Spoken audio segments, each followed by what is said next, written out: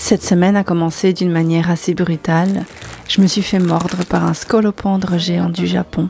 Il devait bien avoir la taille de ma main. Pour ceux qui ne connaissent pas, ce n'est pas vraiment une piqûre. Ça mord et ça envoie un poison dans la peau, une douleur qui vous traverse la jambe comme une brûlure. On dit que ça fait au moins aussi mal qu'une piqûre d'abeille, peut-être même plus. Alors disons que c'était une expérience. J'ai littéralement hurlé.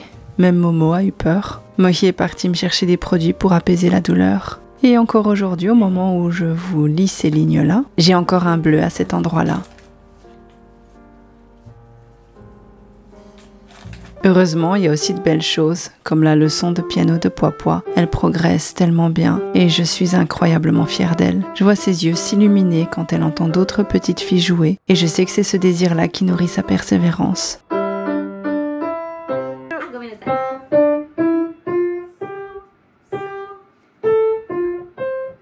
Quand elle est frustrée, je peux lui dire « Continue, un jour toi aussi tu joueras comme elle ». Et cette promesse suffit à la rassurer. Je ne regrette vraiment pas de l'avoir inscrite.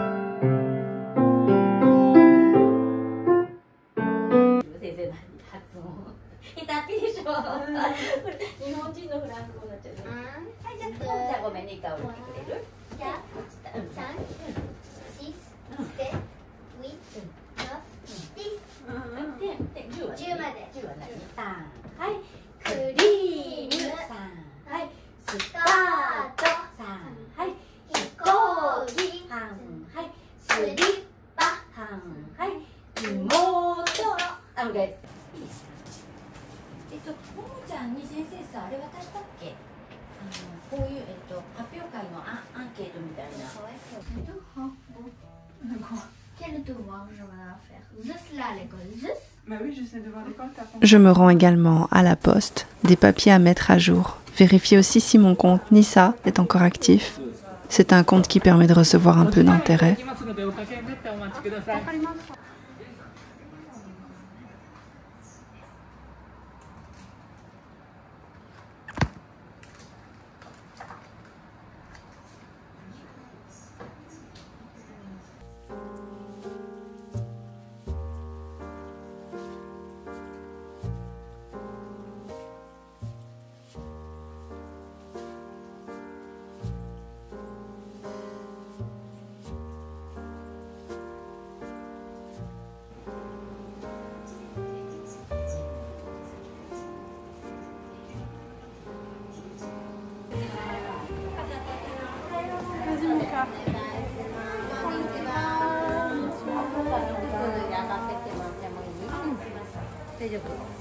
Je dois aussi emmener ma fille chez le dentiste. J'ai trouvé un cabinet spécialisé pour les enfants.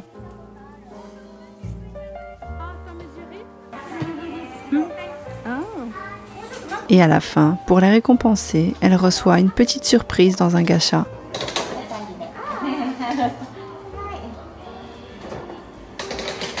Cette fois, un pain à la crème en gomme.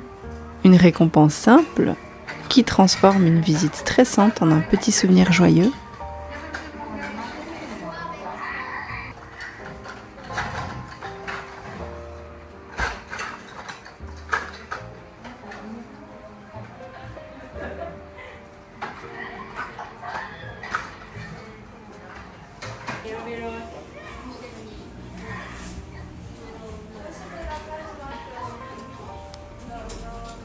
pour, tu vois, quand t'as pas besoin. Quand t'as pas besoin. Il y a des fois t'as besoin, il y a des fois t'as pas besoin. Oui. Alors. Elle avait aussi un devoir un petit peu particulier pour l'école. Récolter les graines de son asagao. En français, ça s'appellerait une hippomée. Je n'ai jamais entendu ce mot-là avant. Mais c'est sa petite fleur d'été. Avec dans ses bouboules, tu vois. Dans ses bouboules. Dans ses bouboules. Ah! Attends, c'est tombé. Voilà. J'ai pris ça dans ces petits bouboules. Donc, on va prendre ça et il y a une graine. À l'intérieur? Montre. Oh, dis, c'est vrai, dis. Ah, il y en a plein. Ne fais pas tomber. Non, je vais pas. Le but, c'est de pas les faire tomber à un moment. C'est ça. C'est ça, hein? Comment? Non, c'est pas grave. ちょっとこれだけ持ってて、これで難しいか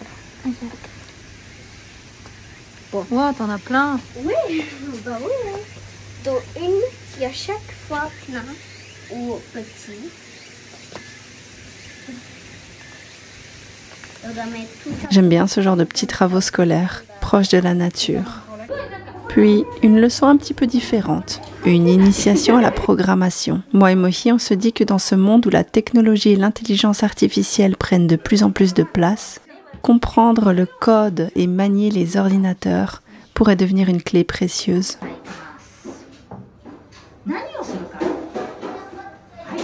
Elle a donc fait un petit exercice, par exemple elle a tapé au clavier, ce qui ici n'a rien d'évident. Au Japon, les caractères quotidiens ne sont pas ceux de notre alphabet, et pourtant le clavier, lui, reste en lettres romaines. C'est tout un apprentissage supplémentaire pour les Japonais. Mohi m'a expliqué qu'il avait dû mémoriser, enfant, que taper T et E donnait un son en hiragana, Te, puisque l'alphabet japonais est syllabique. Une logique qui m'avait échappé. Je trouve fascinant de voir Momo plonger dans ses apprentissages. Elle qui a déjà un pied dans les deux alphabets, grâce à notre vie entre les États-Unis, la Belgique et le Japon. Nous avons aussi passé du temps dans une tiny house. Je vous aurais bien invité à aller la voir, mais le problème c'est que les propriétaires n'étaient pas très contents. Je vous expliquerai un peu plus dans une vidéo sur ma chaîne principale.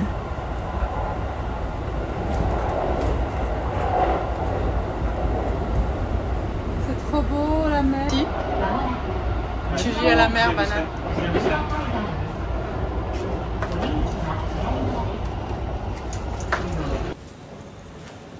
Va chez papa.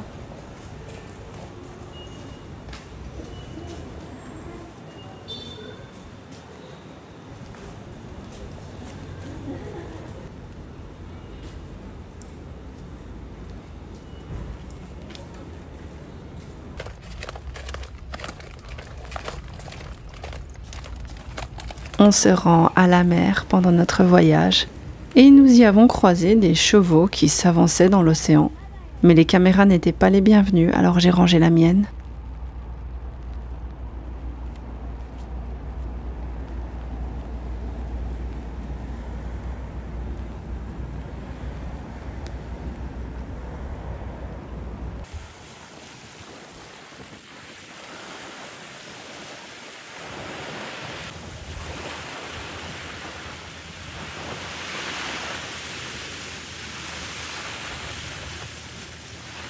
Avec la pluie battante, nous avons dû trouver refuge dans un McDonald's, malheureusement.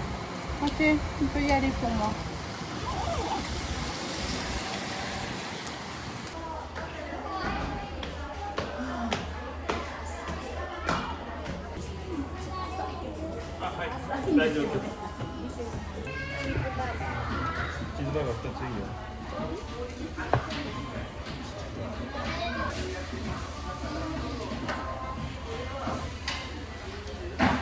Mohi a goûté le burger spécial Tsukimi, cette édition limitée de septembre où l'on célèbre la lune. Les Japonais savent transformer chaque fête en une nouvelle création marketing, jusqu'à la lune glissée dans un hamburger. Je me rends compte en regardant ces images qu'être mère, c'est aussi apprendre à tracer une frontière invisible, protéger son enfant de ce qui, dans la vie d'adulte, peut être lourd ou abîmé. Dans mon couple, dans mes doutes, il y a des tempêtes dont je veux qu'elles ne gardent jamais la trace. Je sais que beaucoup d'entre vous pensent que les enfants ressentent tout et je suis d'accord avec ça. Mais je fais de mon mieux. Je voudrais qu'elle hérite principalement de la force, jamais du poison. Et peut-être que c'est ça le vrai travail silencieux de nos vies. Faire en sorte que les générations suivantes commencent un peu plus loin que nous, un peu plus haut, avec un regard qui porte plus loin que le nôtre. Et quand le couple va mal et qu'on a des enfants, on apprend une étrange forme de discipline intérieure, enfin je l'espère. On ne peut pas se permettre de laisser les éclats déborder, car chaque mot, chaque geste devient un miroir pour les yeux. Alors on fait ce travail silencieux. On essaie de contenir la tempête, de détourner le poison, de montrer à son enfant que la vie n'est pas de cris et de blessures. On leur offre des instants lumineux, une musique, une fleur, un rire. Et même si parfois je me sens fragile, j'espère qu'un jour, elle retiendra surtout ça. Que j'ai pu transformer le chaos en une promesse et la douleur en un tremplin vers un avenir plus doux. En tout cas, je l'essaie. Voilà pour tous ceux qui se posent la question de pourquoi on a l'air de faire semblant. On ne fait pas semblant, on fait juste avec. Et je ne pourrais pas affirmer que c'est une bonne ou une mauvaise décision, je pense que c'est juste un choix. Il faut faire un choix à un moment donné. En fin de semaine, j'en pouvais plus du bordel à la maison, désolé pour le mot. Toutes ces boîtes entassées, impossible de circuler, même de faire le ménage.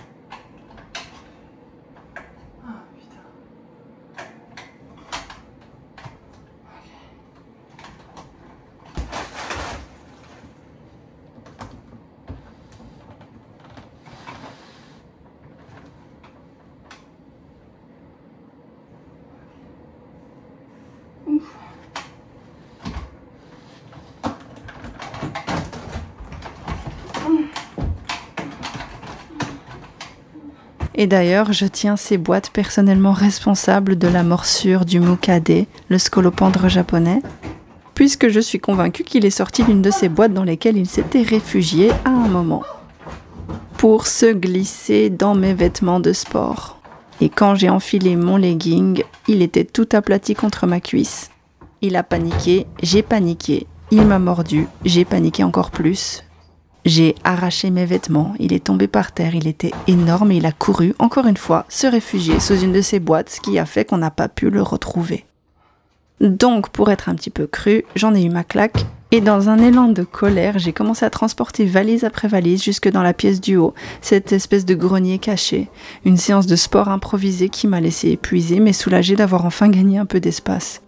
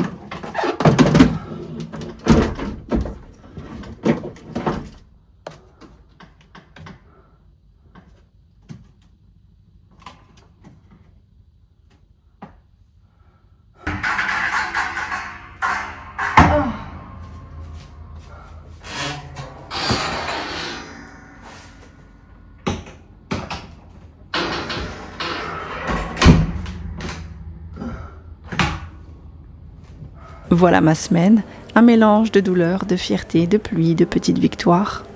Si vous souhaitez me soutenir, un petit commentaire, quelques mots d'encouragement, ou même un abonnement avec la cloche ou des petits points de boost, ça me fait toujours chaud au cœur. Merci du soutien.